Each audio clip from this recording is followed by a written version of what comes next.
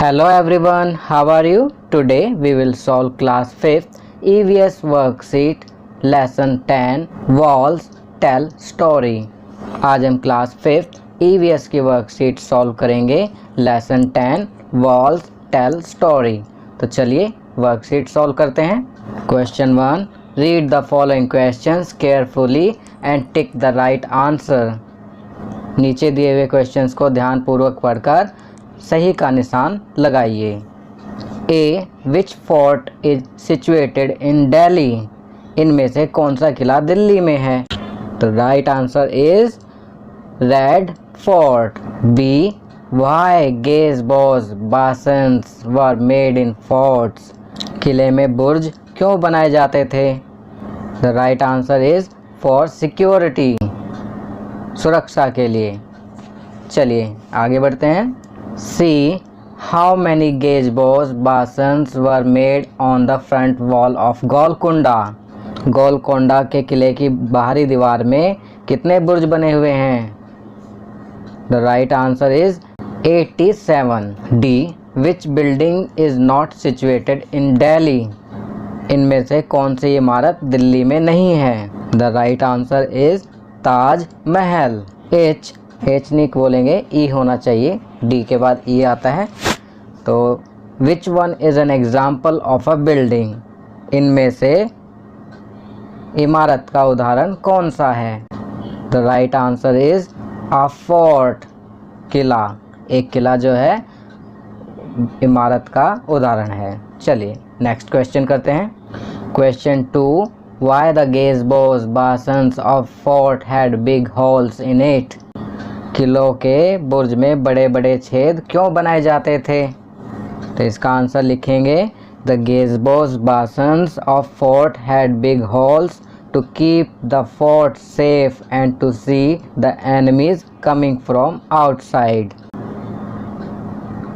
Question 3, nowadays we use electric motor to supply the water to upper floors.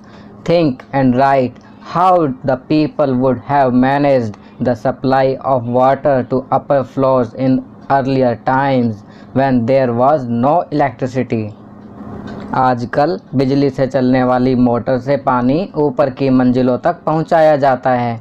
विचार कीजिए कि पहले के समय ऊंचे ऊंचे किलों में पानी कैसे चढ़ाया जाता होगा। तो यहाँ हम लिखेंगे, in earlier times water used to be supplied to upper floors with the help of rahat by clay pipes. चलिए नेक्स्ट क्वेश्चन करते हैं।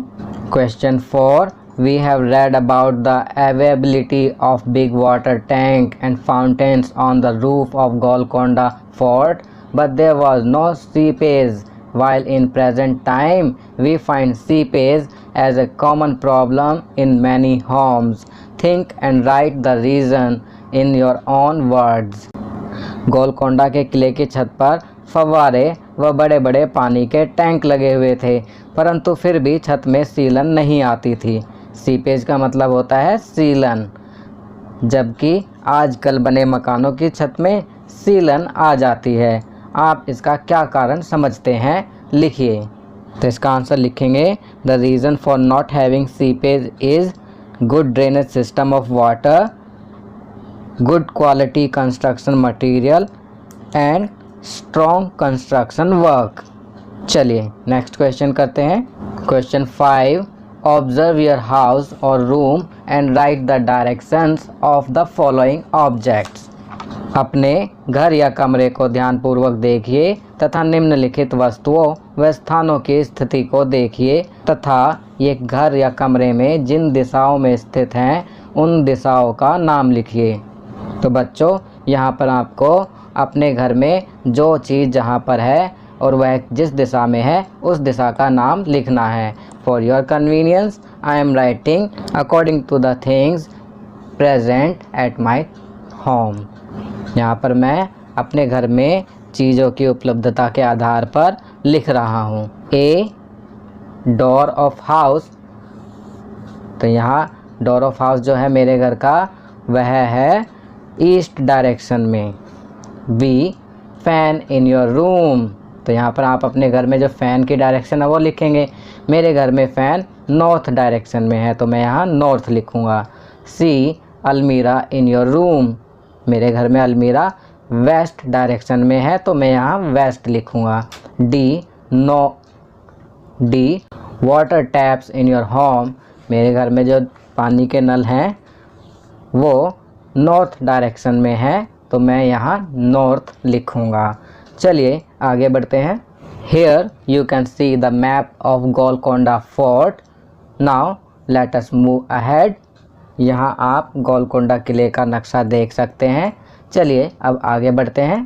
Question 6, observe the given map carefully and answer the given questions. दिए हुए नक्शे को देखकर निम्नलिखित प्रश्नों के उत्तर दीजिए। तो बच्चों आपने नक्शा अच्छे से देख लिया होगा, अगर नहीं देखा है तो उसे अच्छे से देखना और उसके बाद पूछे हुए प्रश्नों के आंसर लिखने हैं। A tell the initial direction and direction of movement as well if we have to start from Moti door to Fateh door. तो यहाँ हम लिखेंगे north to south direction. B in which direction does Makai door exist, Makai दरवाज़ा कौन सी दिशा में है? तो यहाँ हम लिखेंगे west, Makai door exist in west direction. C which door stands near Pochamma bastion and in which direction Pochamma bastion stands, Pochamma बुर्ज किस दरवाजे के पास है और किस दिशा में है? तो यहाँ हम लिखेंगे Pochamma bastion stands near Jamali door and it is in north direction. चलिए नेक्स्ट क्वेश्चन करते हैं।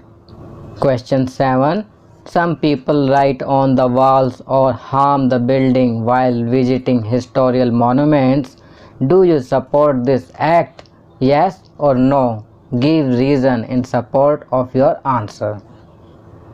तो यहाँ हम लिखेंगे no I don't support this act और आगे लिखेंगे we do not consider this right because all historical buildings are our historical heritage and by doing so our historical heritage is damaged।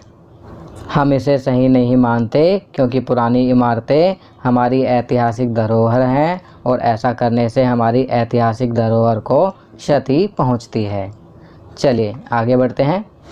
Life skills, यहाँ पर आपको life skill जीवन कौशल से संबंधित worksheet भी दी हुई है जिसमें आपके लिए 2 टास्क दिए हुए हैं जो आपको करने हैं।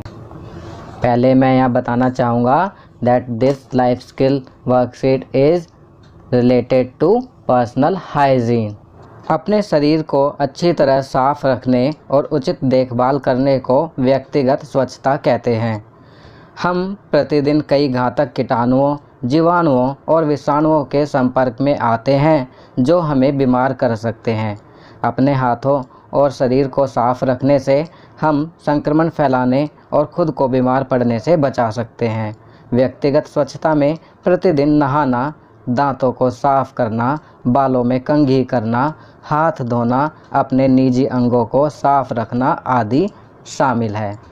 तो बच्चों इस वर्कशीट में आपके लिए 2 टास्क हैं।